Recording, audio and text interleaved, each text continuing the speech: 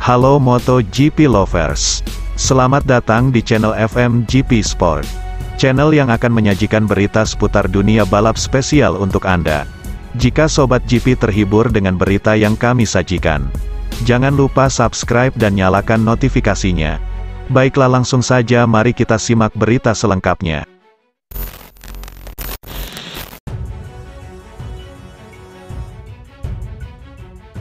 Ducati mendominasi latihan bebas MotoGP Aragon, Jumat tanggal 16 September tahun 2022.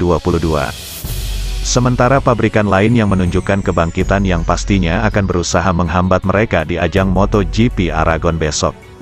Pada latihan bebas pertama, kekuatan para pabrikan sedikit merata.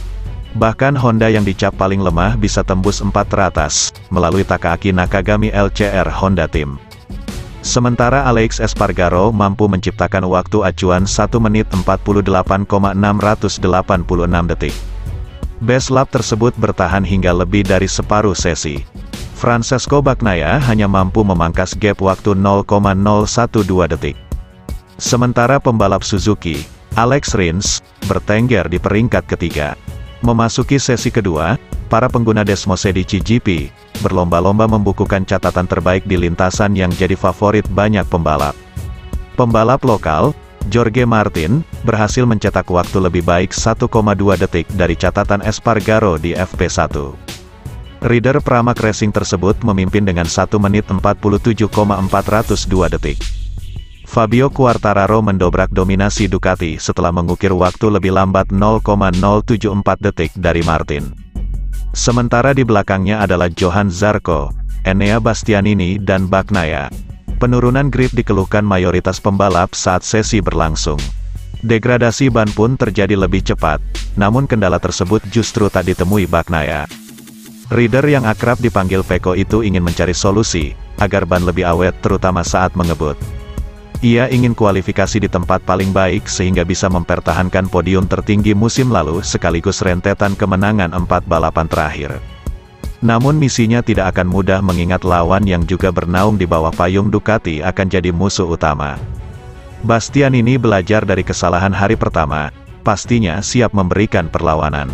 Di sisi lain, konsistensi Zarco mempertahankan kecepatan juga patut diacungi jempol. Fabio Quartararo, Yamaha Factory Racing, berusaha keras bisa start di baris depan supaya bisa mencuri podium perdana Aragon. Jika misi ini tercapai maka merupakan sejarah baginya. Alex Espargaro yang melorot ke P13 di FP2, tentu akan berusaha mati-matian di FP3 dan FP4 demi lolos ke kualifikasi kedua.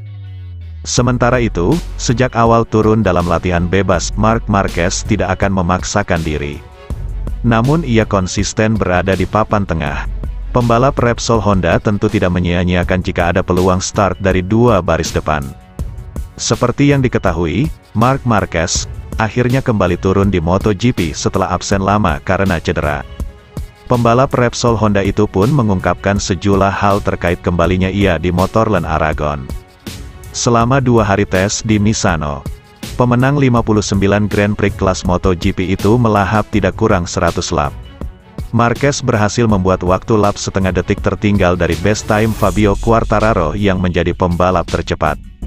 Marquez pun menempati P13 waktu kombinasi tes Misano. Tentu saya sangat senang bisa kembali. Saya tidak mengira bila usai lomba di Mugello, saya bisa kembali lagi di Aragon, dan mampu turun lagi tahun ini. Sejak operasi pada Juni, proses penyembuhan berjalan baik dan kondisi saya membaik sedikit demi sedikit, ucap Marquez. Kendati begitu, Marc Marquez menegaskan bila masih banyak yang harus dilakukannya untuk mencapai semua target yang sudah dipatoknya. Setelah tes di Misano berlangsung mulus, Marquez mengaku berdiskusi dengan tim dokter dan diizinkan turun di Aragon. Sobat GP jangan kemana-mana, karena setelah ini masih ada berita menarik lainnya.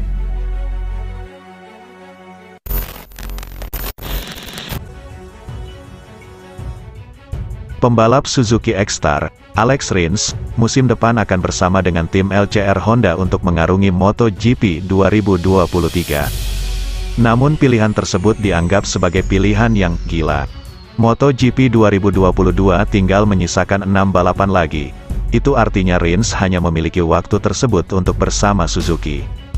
Pasalnya, setelah musim 2022 selesai, Suzuki dipastikan tidak akan ada lagi di MotoGP. Suzuki memilih untuk mundur dari balapan kuda besi setelah melewati pertimbangan yang sangat panjang. Mundurnya Suzuki dari MotoGP jelas memberikan dampak yang tidak bisa terelakkan lagi untuk dua pembalapnya, yaitu Joan Mir dan Alex Rins. Mereka berdua dipaksa untuk mencari tim baru agar tetap bisa mengikuti balapan MotoGP musim depan. Joan Mir sendiri dipastikan akan membela tim Repsol Honda musim depan, sementara itu Alex Rins akan membela LCR Honda.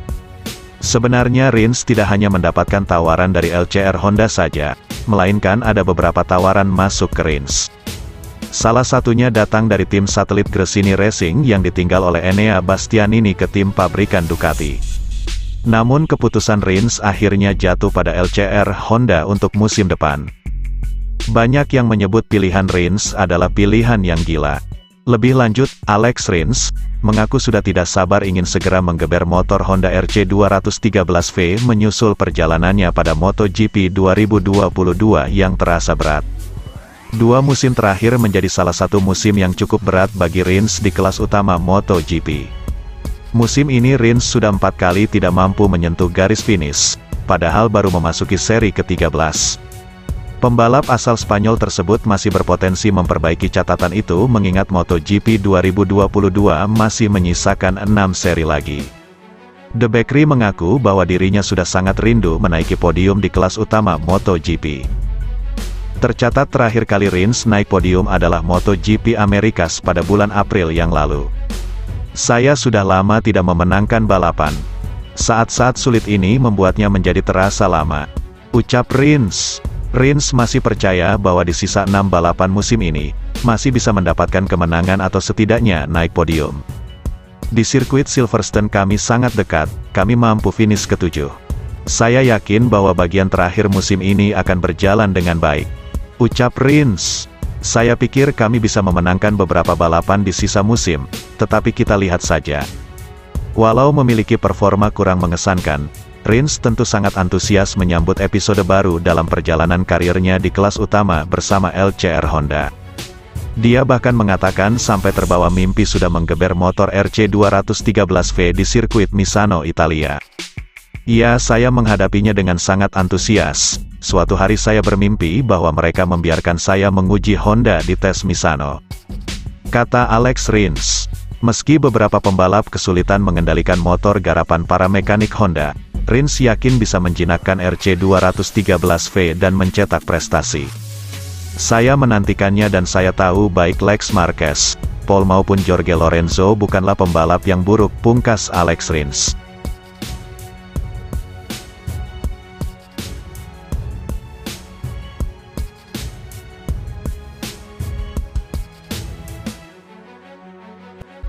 Terima kasih sudah setia di channel ini.